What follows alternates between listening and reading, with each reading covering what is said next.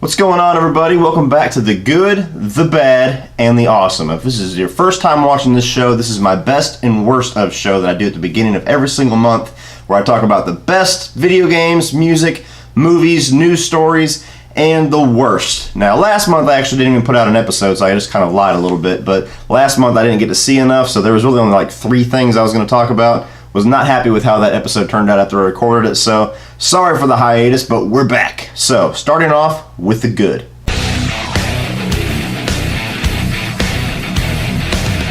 Let's kick it off with video games for a change. We saw the release, finally, of Friday the 13th, the game. It was released on PlayStation 4, Xbox One, and PC, and this game was a crowdfunded game that has been really thick in the minds of horror fans and the horror community for months. Ever since this thing was first kind of starting to come to fruition, whenever they crowdfunded it, and it got way more money than they thought they were going to get. Everybody wanted to see this game get made, and it's finally upon us. Now, basically what this game is, it's like a multiplayer game where you go online, one person gets to be Jason, and up to 7 people get to play as counselors. Obviously, the counselors are trying to stay alive, and Jason's trying to fucking kill everybody.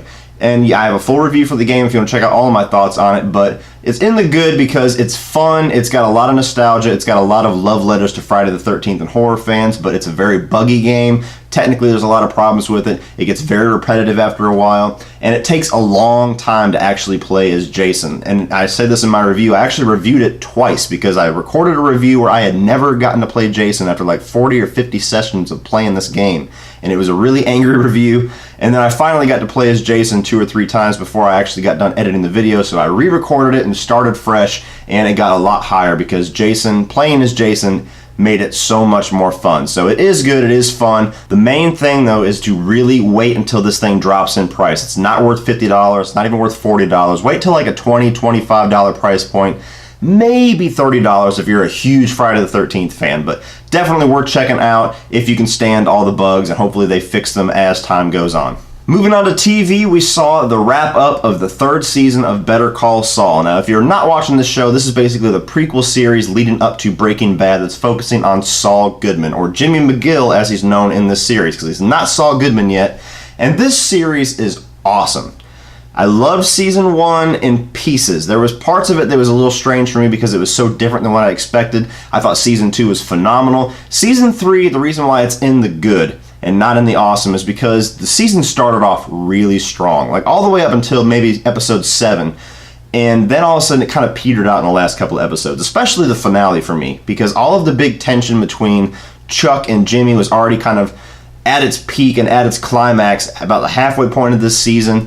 I feel like the show was kind of dragging its feet a little bit at the very end of it. You get a lot of really cool storyline with Mike and with the return of Gus Fring, and a lot of the build-up between the battle between Gus Fring and Hector Salamanca, you know, the guy in the wheelchair. Ping, ping, ping, ping, ping, ping, if you're a Breaking Bad fan.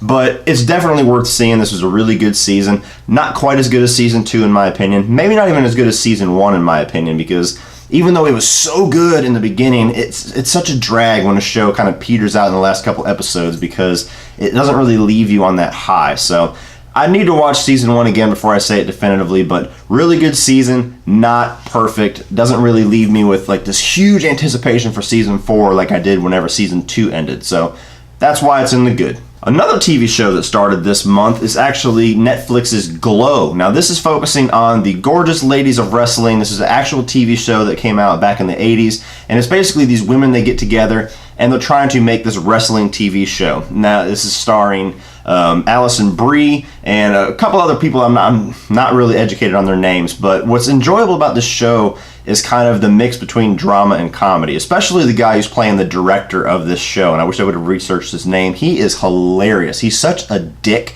that you laugh at everything that comes out of his mouth. So I love all the 80s references. I love all the 80s style in this, especially the music. I mean, I'm just a sucker for the 80s. So this is a really good show. It's not necessarily like the best thing that Netflix has ever put out, but I'm definitely going to keep my eye out for season 2. So check out Glow. Now, rounding out the good is music with Stone Sour's release of Hydrograd. This is their 6th album. It's been really anticipated for me and fans alike. They got a #1 single out right now, song number 3. It's been #1 for like 2 or 3 weeks right now. And this may change. I'm putting it in the good right now just because it's such a different album for Stone Sour. It's very kind of a throwback rock and roll. There's a little bit of metal in there. There's a little bit of kind of almost like folk country in one song. There's a little bit of like a Foo Fighters sound in a few songs. It's just very, very different. So this is an album that already, I've listened to it maybe 6 or 7 times. Already it changes for me. Every single time I listen to it, I like something a little bit more. I pick up on something I didn't really pick up on before. So before I give my full review of this album, I'm going to listen to it for at least another week. This may jump up into the awesome by the time I actually get done and ready to review it. Right now it's in the good just because it's so different that it's almost jarring. But it's definitely another great Stone Sour album. And what I love about Stone Sour is how diverse they are, how much each album sounds completely different than the album before it. House of Golden Bones does not sound like their self-titled album. Come Whatever May does not sound like this album, Hydrograd. Everything is so different. They have such a diverse selection of music for everybody that they're absolutely worth checking out. So if you're a Stone Sour fan, if you're a rock and roll fan, if you're a heavy metal fan, check out Hydrograd. It's out right now.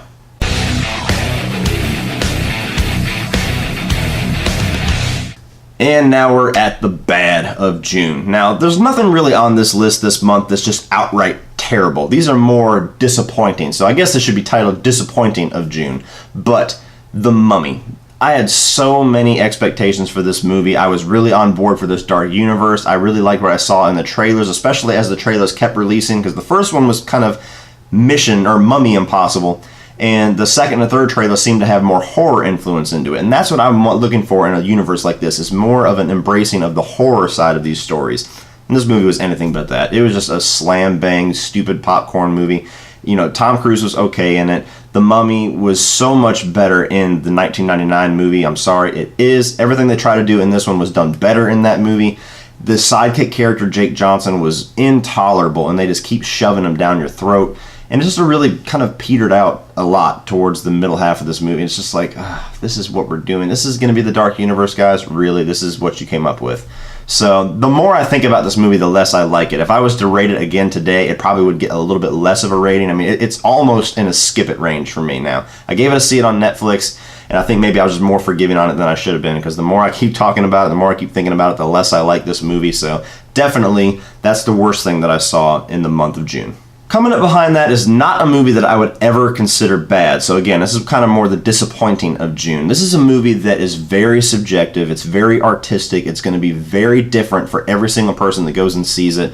Just in my small community of friends, I have people who absolutely love this movie. I have people that are kind of in the middle. I have people who are just outright hate this movie. You know, I fell more towards the hate side when I first walked out of the theater, but the more I thought about the movie, the more I talked about it, I kind of pushed myself up towards kind of the middle of it.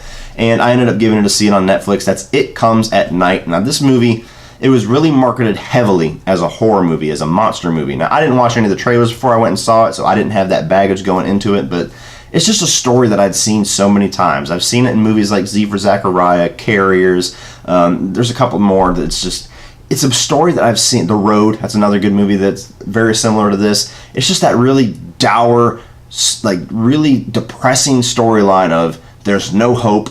Everything sucks, everybody dies, there's no reason to go on living. That's basically the whole theme of this entire movie. And that's fine if you're going to have an engaging story, but to me it was so surreal, and they had so many dream sequences that tease the real horror side of things, but then they end up being dream sequences, so there's no real horror going on in the actual storyline of this. It ended up in a place that I knew it was going to end up in. In the first 15 minutes of this movie, I predicted the ending. It's that predictable if you've seen any movie like this. You know, it's just a lot of style over substance for me. It was the director basically choosing not to answer anything. And I don't need to have every single answer spoon-fed to me in a movie. I actually like ambiguity here and there. But if there's not really an engaging story behind it, if it's not something unique or something different, then the ambiguity doesn't work for me. It's just, you give me some things that I've already seen, and then you leave me out of the theater and say, okay, you come up with the rest of the story on your own. And I'm like, I don't want to in this case. I do not want to. I want you to do something different. So it ended up being really disappointing for me. I gave it see it on Netflix, like I already said. So I do think you should go see this whenever it comes out, like on Netflix, or if you want to go out and spend the money whenever it goes on sale. I wouldn't say spend $20 on it when it first comes out. But if you want to check it out, if it intrigues you, you're probably going to end up on one side of the coin or the other. Which side of that coin? That's up to you. You know your taste in movies. And rounding up the bad, and again, this is more the disappointing side, not necessarily bad, is Orange is the New Black. So we saw the 5th season of Orange is the New Black released this month. Now, Orange is the New Black is a show that me and Holly started watching. We binge watched the first 2 seasons because when we started watching it, the season 3 was like a month out. And we loved season 1. I loved season 2 even more. Season 3 kind of petered out for me to where it was just kind of getting boring with the whole religious storyline, and everybody was kind of idolizing, what was her name? Martha. I don't remember a lot of the character names in that show. Season 4, honestly, it got to a point where like the beginning was really interesting, but it got to a point in the middle where I actually stopped watching the show. About 3 episodes in the middle, I didn't even watch. I came back in when Holly was continuing to watch it, and I watched the last couple of episodes, so I was up to par with the story. And season 5, I watched all of it, but it just seemed like a bridge season. It seemed like they took the tragedy at the end of season 4, which I'm not going to spoil, and they tried to catapult it into this big commentary of like social injustice and the treatment of women and the treatment of prisoners and everything like that, and they just kind of went nowhere with it. It didn't really have that many comedic elements to me, which I really miss in this show. It didn't really have any real dramatic punch moments. The ending really petered out for me again. I keep saying that word, petered out, but it really just kind of was underwhelming. Underwhelming is the best thing that I'll describe this season as. It didn't really do anything that's really catapulting the story forward from the end of season 4. It just feels like they have a really big idea for season 6, possibly, and they needed a bridge from the end of season 4 to the beginning of season 6. That's what it felt like. And I feel like the problem with this show too is they've killed off and written off and gotten rid of so many characters from those first couple seasons that every single person that they kill off or they write off or they get rid of, the show suffers for me. Like they got rid of, Porn Stash. They got rid of him pretty much. He was one of the best parts of the show. He was sadistic, but he was hilarious. And they got rid of Daya, her little love affair with the guard. He's gone, so they don't have that aspect of it anymore. They got rid of a couple more people here and there, like the girl from Point Break, who was the best part of season 4, the little bit that I did watch of it. And it's just like every single time one of these characters, Jason Biggs, another great character I thought that really kind of brought a lot of human elements to the main character of the show, who's not even really the main character of the show anymore. She's just kind of pops in here and there. They barely even focus on her anymore.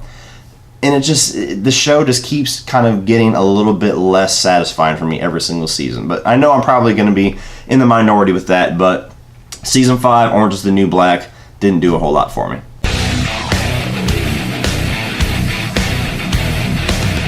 And now we're on to the best shit to ever come out of June 2017, and we're going to start off once again with video games. We finally saw the release of Crash Bandicoot, the Insane Trilogy. I have been waiting on these games to be either remastered or to have a sequel or to have Crash Bandicoot back in some shape or form for years. I absolutely loved these games back on the first PlayStation. I'm a huge fan of Naughty Dog. Everything that they do, I love. And this is awesome. Now, I've only played the first Crash Bandicoot remaster because I like to play one game at a time.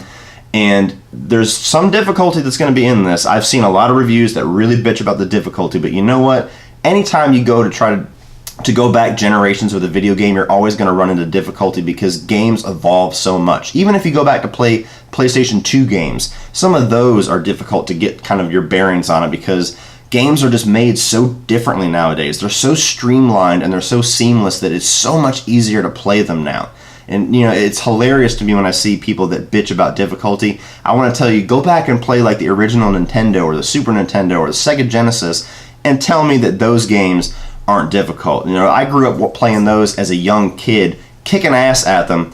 And if you took somebody that's never played them and planted them in that, it's hilarious to watch like their reaction to how ridiculous everything is. We didn't have memory cards when I grew up. We didn't have a HDD that auto saves all your shit. If you died, back to the fucking beginning you go. So that cracks me up, and I'm really looking forward to seeing my kids play this game to see how ridiculous and how like frustrated they get just trying to play a simple platformer. But anyway, small tangent.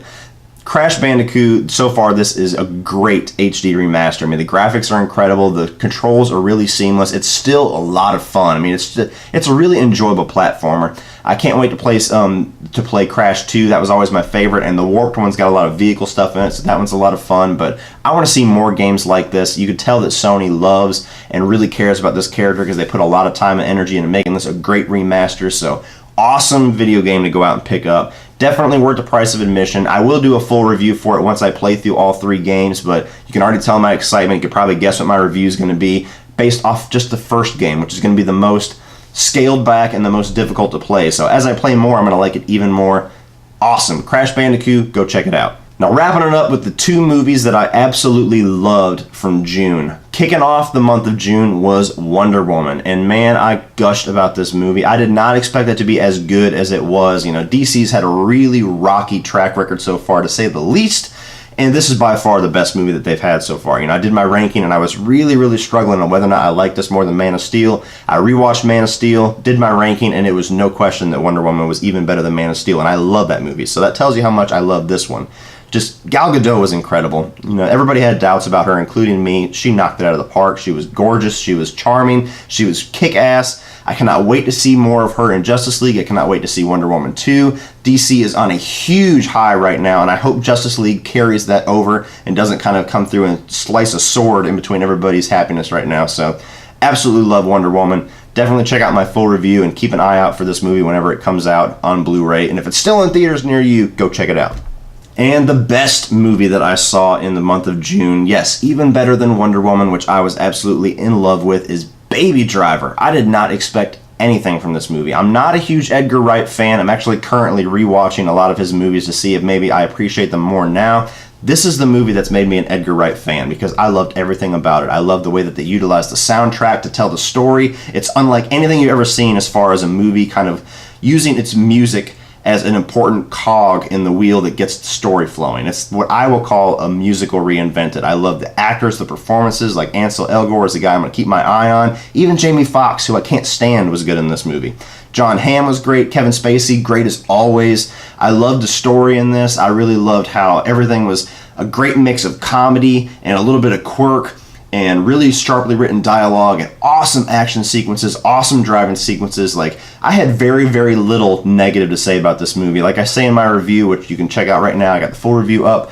The negatives that I put up in my review are really just my smallest positives. So there's a couple small little things that bug me slightly, but this was damn near a flawless movie to me. I absolutely loved it. It's my second favorite movie of the year so far, only getting beat out by Logan, so definitely check out Baby Driver, people. And that wraps up the awesome of June 2017. Well, that does it for this month's episode of The Good, the Bad, and the Awesome, everybody. Thank you for checking this out. Check out all of my full reviews that are already on my channel or upcoming for all the things that I just talked about. Please like and share this video. Hit that subscribe button on your way out if you are not already a subscriber. And you can check out my social media links down below as well for Facebook, Instagram, and Twitter. And also check out my new Patreon page because I'm going to have a lot of exclusive content for patrons. It's a great way to help me out for crowdfunding this channel. And I have a lot of exclusive things for patrons only. So definitely check that out. And if you want to check out some more of these videos, you can check out a few more by clicking right over here.